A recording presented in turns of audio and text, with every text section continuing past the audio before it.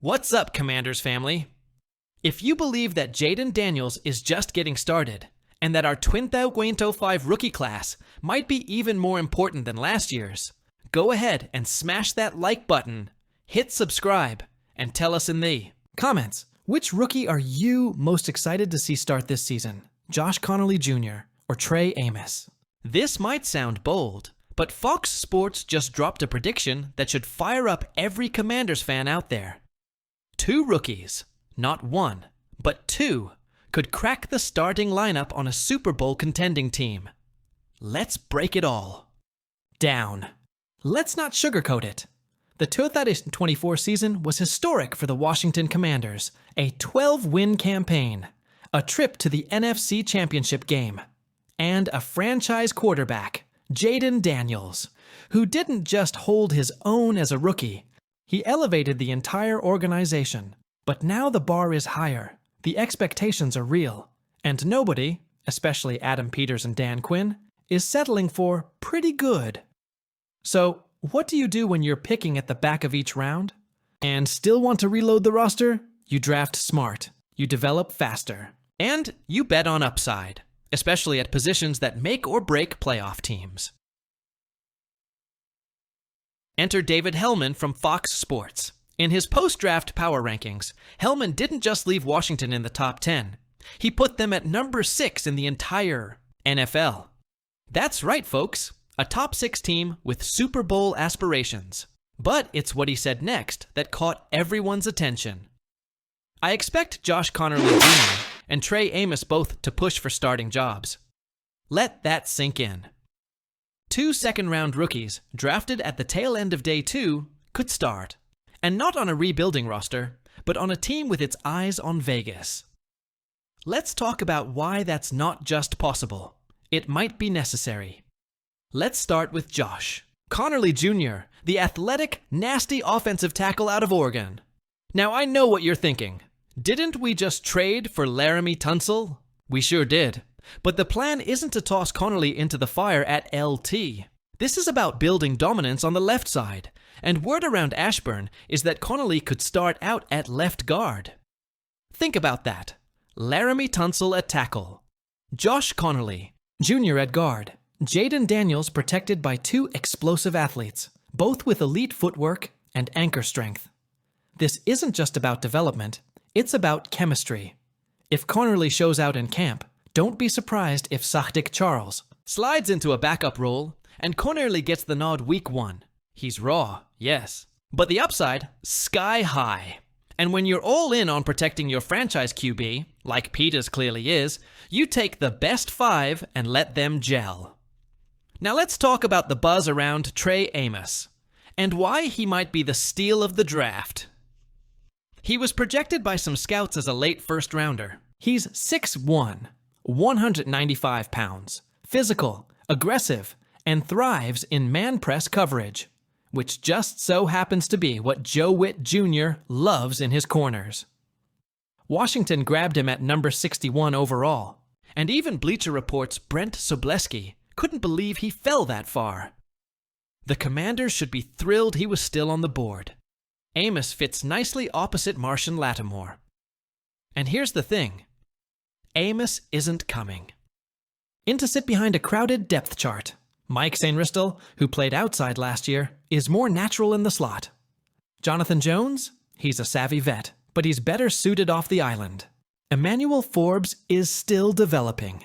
That opens the door, wide open, for Trey Amos to win the CB2 job by September. Now let's zoom out and look at the big picture. This isn't just about rookie starting. It's about surrounding Jaden Daniels with a roster that's balanced, deep, and explosive on both sides of the ball.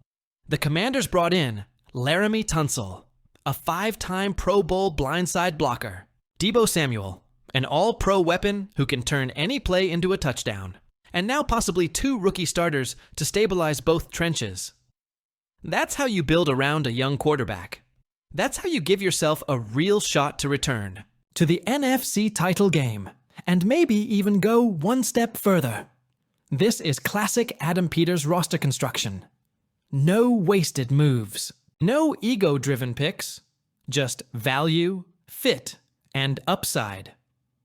He traded back, acquired veterans, and still walked away with impact rookies. That's the sweet spot every GM chases. And let's not ignore this. Washington did all of this without a first round pick.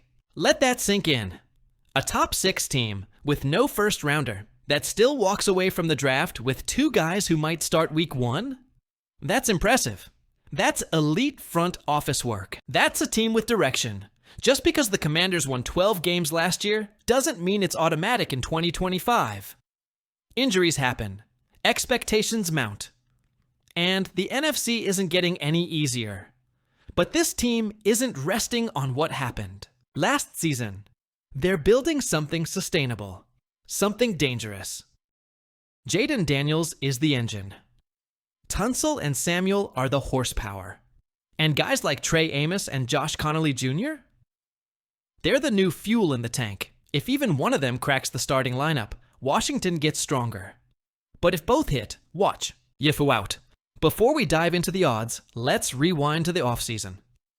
General Manager Adam Peters went to work, and he wasn't playing small ball. He pulled off major trades for Laramie Tunsil, a 5-time Pro Bowl left tackle, and Deebo Samuel, one of the league's most dynamic offensive weapons. Then came the NFL Draft, and even without a top 10 pick, the Commanders snagged Josh Connelly Jr. in the first round, a powerful, athletic tackle from Oregon who's already turning heads. Why? Because the plan is simple. Protect Jayden Daniels at all costs, and Connelly fits that mission perfectly. Now here's where it gets interesting. According to DraftKings, Josh Connelly Jr. has been given Pulso 5000 odds to win the NFL's Offensive Rookie of the Year award. Let's be clear, those are long shot odds. He's way behind quarterbacks like Caleb Williams and Jayden Daniels, and explosive skill players like Marvin Harrison Jr. But that's not the point. The point is, he's on the board.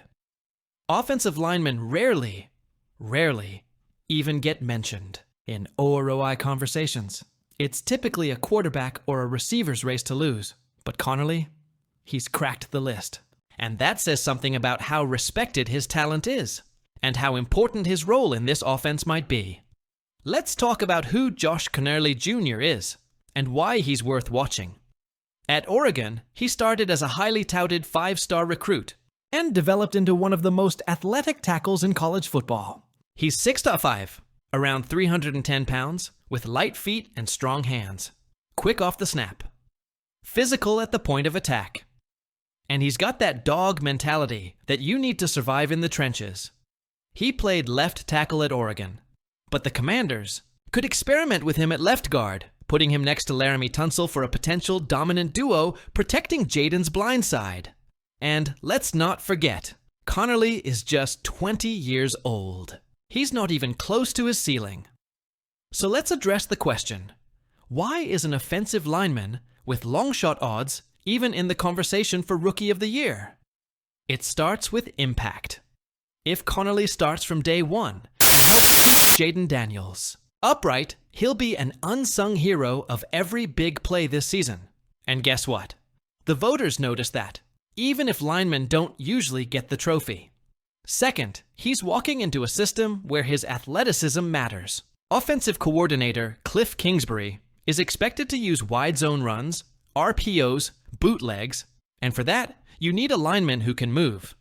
Connelly fits that perfectly. Third, and this is key, the Commanders are a national story now. If Washington's offense explodes in 2025 and Connelly becomes part of the highlight packages every Sunday, the buzz will grow. Now, let's keep it real. Offensive linemen never win this award. In fact, no O-lineman has ever won Offensive Rookie of the Year in the modern era.